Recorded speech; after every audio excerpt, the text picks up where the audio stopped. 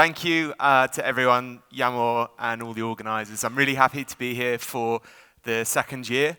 Really excited to see some faces from last year, and also it's really cool to see a lot of my friends from the UK, from Europe here as well this year. I've said it before, and this is probably my favourite SEO event of the year, so I'm really, really happy to be here. And I'm going to talk to you today about keyword research in the AI era, because I've been having lots of fun changing what ChatGPT says, what AI mode says about us. And I wanted to talk about it a little bit. I've called it keyword research, and I know people now say, oh, it's not about keywords, it's semantic and all this. So you have to forgive me about that. At least when I say keyword research, we know roughly what we're talking about. So my name is Mark. This is me. You can see the resemblance. I have a little bit of AI fatigue. I see AI kind of everywhere now, AI images, LLM this, LLM that. So I've actually resorted to drawing my own pictures in MS Paint, which you'll see around.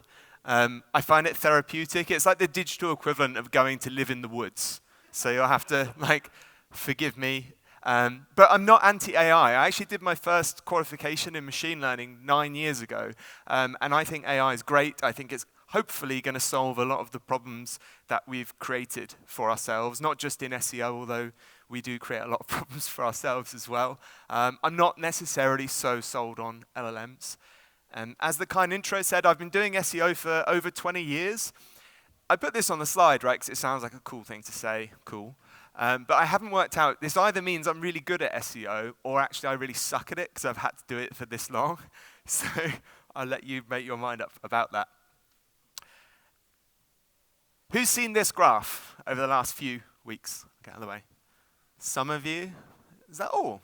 Okay, so this graph is some data from a company called PromptWatch that was showing how often various sites are cited in ChatGPT. And obviously, the interesting thing on this graph is the Reddit citations absolutely crashed. And that happened around the 10th of September. Does anyone know what happened around about this time, or the reason why this has happened that we think? Num 100. Thank you, Jordan. So around about this time, Google changed that we couldn't get 100 results all at once. And we know ChatGPT does use Google. They do scrape Google or use services to do that to get results. So this was super interesting to me, right? So as soon as they lost the ability to get 100 results straight away from Google, the amount of citations of Reddit, which we know appears a lot in Google, crashed. Which brings me to my thesis about geo, which is that it's mainly SEO, maybe. When I put this slide up, what I want to say to you is, in my opinion, I think what we do for AI search is very similar to what we have been doing in SEO for many years. How we do it is not necessarily the same, which is kind of what I'm going to talk to you today about. But for me, that's nothing different, because how I did SEO is different from 5 years ago, and very different from 10 years ago, and very, very different from 15 years ago, right? How we do things has to change. But this is what we're going to talk about today. So our traditional keyword lists that we love from SEO, our big lists of things we'd like to rank for, are kind of useless now, because this isn't how people search in AI. We also have to tackle other problems like personalization. We have to tackle problems like ongoing conversations. So people aren't doing these zero-shot searches in LLMs. They're having these full-blown conversations. So these are the problems we're going to tackle. Our traditional search model was relatively easy to understand. We had people, they did searches in Google or Bing or, as I later said, wherever. And the optimization bit came in understanding what they were typing in and trying to rank for that.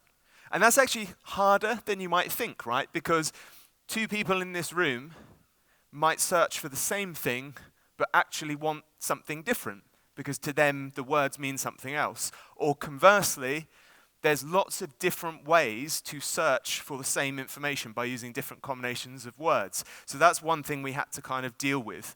when we were doing traditional SEO. Now, people are just having big old conversations with things like ChatGPT, and sometimes ChatGPT is behind the curtain going and doing searches itself to verify its information. And I like to think of these almost as universal intent decoders, because when you have these conversations, one thing my research has shown is the searches that happen behind the scenes, there's quite a lot of parity to them, meaning there's a consistency in how they search for that information, which we don't actually have with users, because users are mad. They search for the craziest things. I'm sure you've all done keyword research and found like really entertaining things people search for. So the optimization bit has just moved a bit further down the line.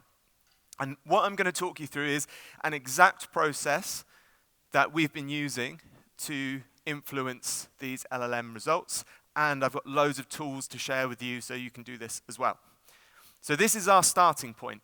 We have our list of traditional keywords, which we've deemed fairly useless. And the first thing we want to do is try and apply a layer of personalization. Why is this important? Because if you go to ChatGPT and say, hey, I'm vegan, can you give me some recipes? ChatGPT is, of course, like, sure, here's your recipes. However, if in a week you go and say, can you recommend me some running shoes? It's remembered that you're vegan.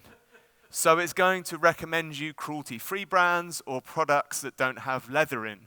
So you can't just take your running shoes keyword and assume that's going to apply to everyone, because we're getting personalization.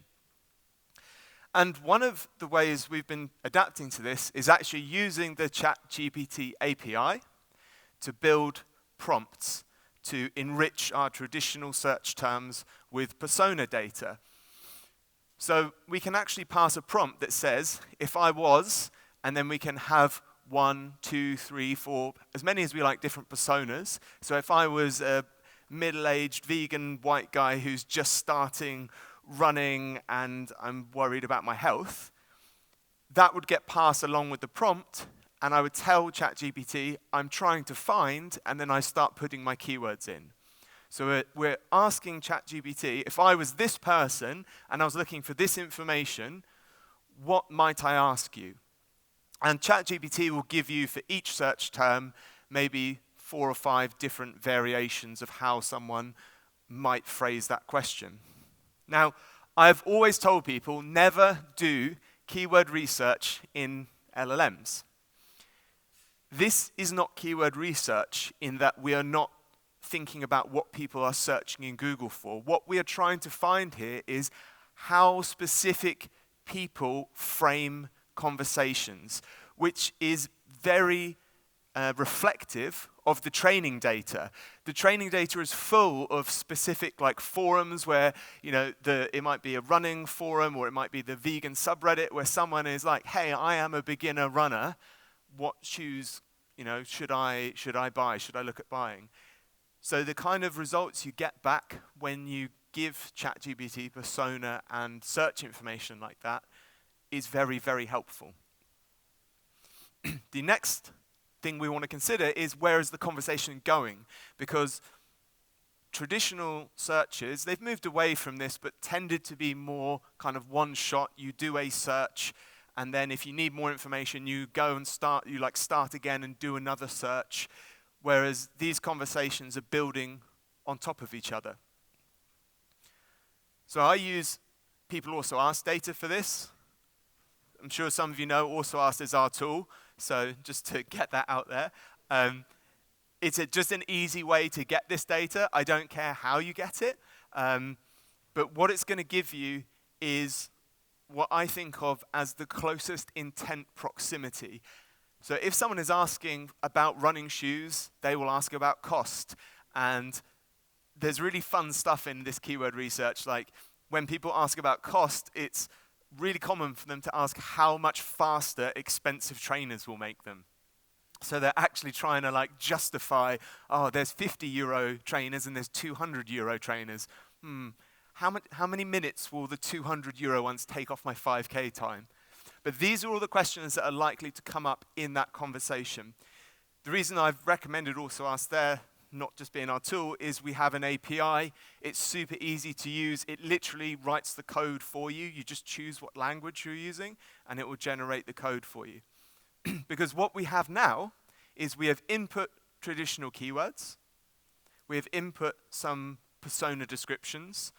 We've used also asked, and we have a list now of candidate prompts, the kind of conversations people will be having with LLMs, with AI mode, with ChatGPT, and the follow-up questions they have.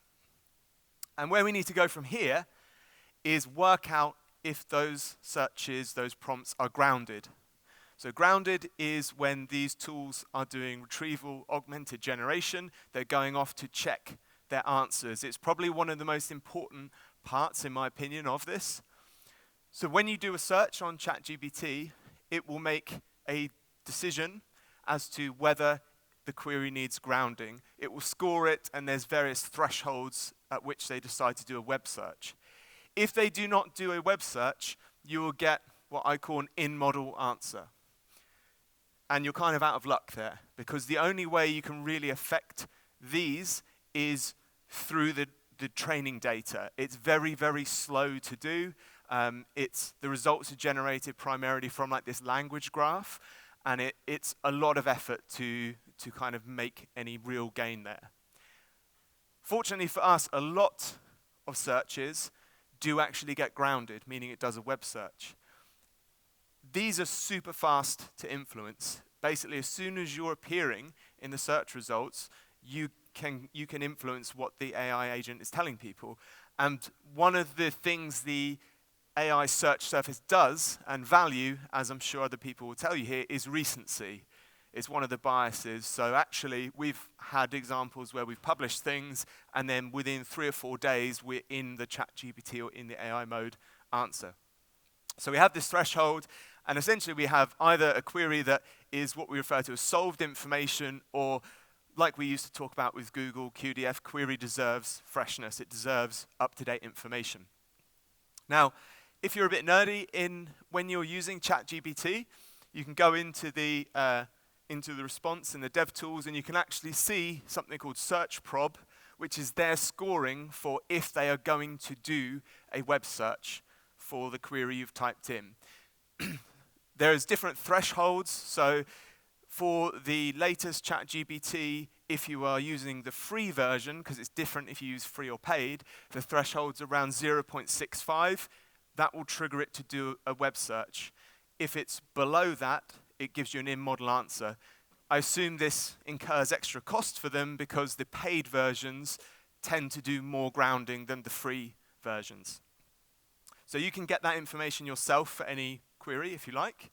Or some of you may know Dan Petrovic, very much worth a follow on LinkedIn. He's doing a lot of work kind of in the machine learning space. He has built some models which he's put online which essentially predict if the query will need grounding or not. So he's got one for OpenAI, and you can go in and paste in a list of queries. So something like, what do red blood cells do? That answer is not going to change. Or our understanding of it probably isn't going to change radically. So it's pretty much got a 0% chance of being grounded. You're getting an in-model answer.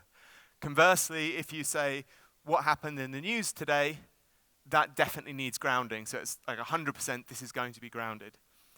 He also has a tool to do the same with Gemini. You can actually use a Gemini API. I'll talk about that later, but this is essentially a free way to do it. Or if you are super nerdy, is anyone here a member of the Hugging Face community? A couple of people, 2, 3, 4. So it's a really great AI community. He's actually uploaded the trained model onto there, so you can download it and run it yourself locally. So if you want to process thousands of keywords, it's a really easy, quick way to do it. What we're going to get from this process is we've taken our list of candidate prompts, and we can run them through these tools, and then we will have a list of the prompts that we know need grounding. So these are the ones that we can affect. So what this step in the process has done is saved you a lot of time not trying to affect the visibility for things essentially you're not going to be able to change in any reasonable time. So you're working out what not to do in this step. So we have our prompts that require grounding. And the next thing is to find out what are the web searches that are happening in the background. Now, again, if you are a bit geeky, you can find this out in ChatGPT. So when you are having a conversation, if you go to the network tab, look at your conversation in the list, you'll find something called search model queries, and it will list the queries, the web searches it's doing in the background when you're asking questions to it. There are, I think the Surfer extension now can do this for you, so you don't have to go and dig around yourself. You can probably vibe code something as well to output this easily, but those are available to you. Gemini is a little bit easier. They actually have a grounding API. Has anyone used the Gemini grounding API? 1, 2, 2. Okay, so what you can do with the grounding API is actually pass a query, and it will tell you if it's going to be grounded, and it will give you the response, again, of the traditional web searches that it is doing in the background. So you can do this, again, at scale. If you've got your 1,000 traditional keywords at the start, you run them through personalization, through also asked, you maybe end up with a list of 10,000. That list gets smaller when you work out which ones need grounding, and then you can run them all through these tools again, and what you're going to get is a list of things you need to rank for in traditional search to appear in those AI answers. So the example here is if you asked Gemini who won the Euro 2024, these are the actual queries that is going to trigger in Google that you need to be there for. It's traditional SEO. So we've essentially gone through here and got 3 things from it. So we've got our candidate prompts, we've cut them down to ones that are likely to require grounding, and then we've gone one other step, and we've literally got the list of things that we need to rank for to affect AI mode. And from here, you can do hopefully what you've all been doing for years, which is the actual SEO to rank for those things. So it might be, okay, we don't have any content for this, or we need to optimize it. Or the other thing to consider is if you're trying to appear in AI answers, it's no longer just about your website ranking. You don't need to do that. These tools are going to be looking at the top 10, top 20, top 50 sites. You just need to be mentioned as much as possible in those. So to take the example of running shoes, to run with it, that was not intentional. I apologize for that. If there's, for instance, like review websites, send them products, get reviews on there. If they're doing roundups, that's where you need to be mentioned. So parting thoughts on this. LLM visibility is a multi-site focus now. So it's not just about getting your site to rank. It's about knowing these, the topics we're interested in trigger these queries, and these are the sites that appear when those queries happen. They're the ones you need to be visible on. I think traditional search is going to be around for a long time. These AI surfaces are not information like retrieval platforms. They're not doing what traditional search engines do. They're leaning very heavily on companies that have an index of the web that is already sorted, ranked, and doing all the smart stuff they've been doing for many years. If anything, with ChatGPT 5, we've seen more grounding than ever. I think what they're starting to realize is there is big downsides to large language models with knowledge cutoffs, with hallucinations. So they're positioning more as an assistant for, you're telling it, I need this information, and it's saying, cool, let me find the right tool to do that for you, whether it's writing a Python script or whether it's doing a web search. There is like a hardcore version of this process.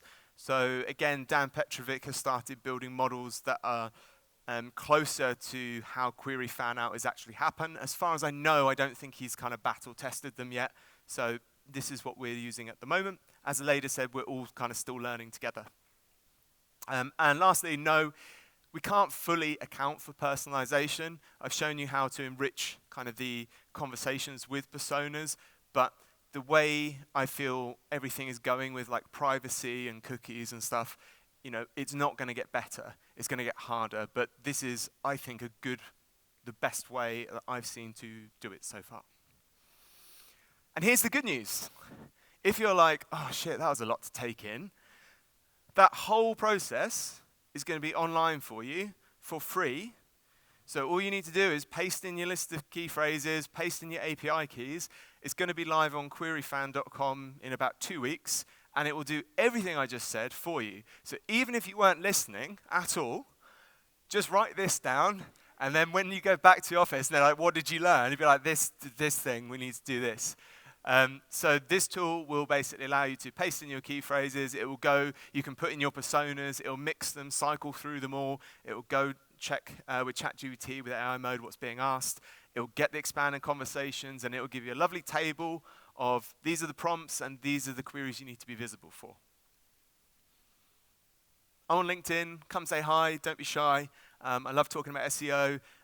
As Bigum said, feel free to stalk me around the venue as well. I'll be here for a couple more days. Thank you so much for your attention.